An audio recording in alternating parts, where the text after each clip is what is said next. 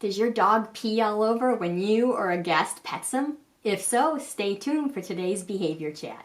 Thanks for joining me again today. I'm Tanya Wilhelm, and if you're new to the channel, please hit the subscribe button and don't forget to click the bell icon and you'll be notified every time I upload a new video. So if your dog starts peeing all over the place when you pet him or a guest pets him, you're not alone.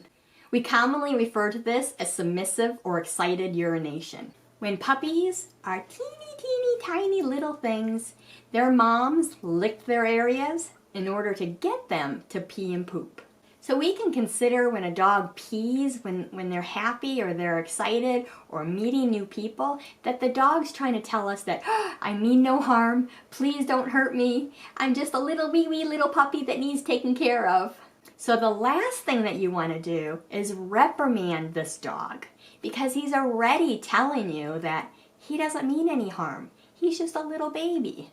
And if you reprimand him or yell at him or punish him in any way, I can almost guarantee you that you're going to see more urination, because he's already told you he doesn't mean any harm. And now you're teaching him when he greets somebody that it is a reason to be afraid.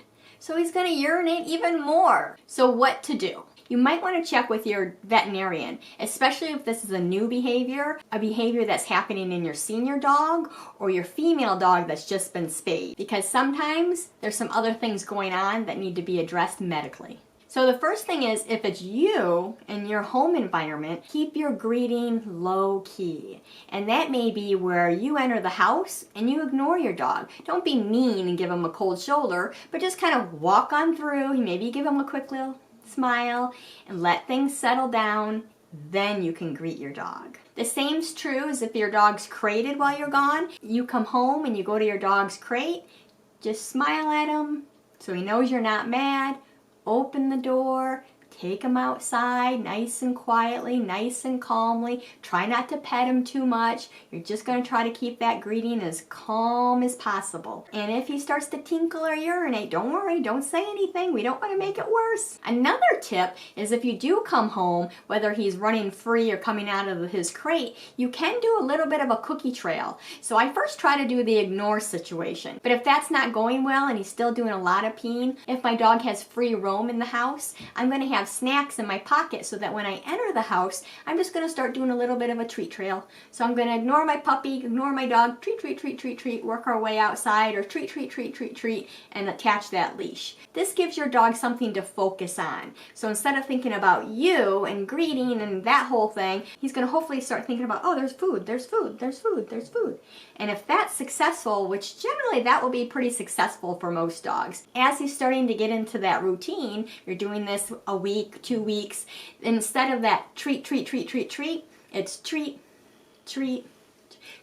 So you have him do more steps before that treats dropped, until eventually you can fade those treats altogether. And again, treats should be valuable nutritional calories. So not junky treats, meat treats, and you can use that as part of his daily calorie allotment, so they're not extra calories. You can do the same thing for the crate. So drop, and work your way out. This is something that you'll be able to fade.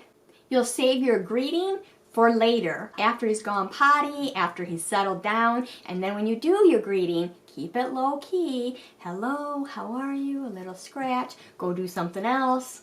Go back to see him. Hello, how are you? We don't need to have that greeting, way up here, which will also help you keep your dog's 4 feet on the floor too. If your dog does the excited, submissive peeing when people come into your house, you do want to make sure that you're addressing any anxiety or behavioral issues. So if your dog's afraid of strangers, and that's part of the reason why he's peeing, make sure you address that stranger danger. And there is a link below in the description that talks about that.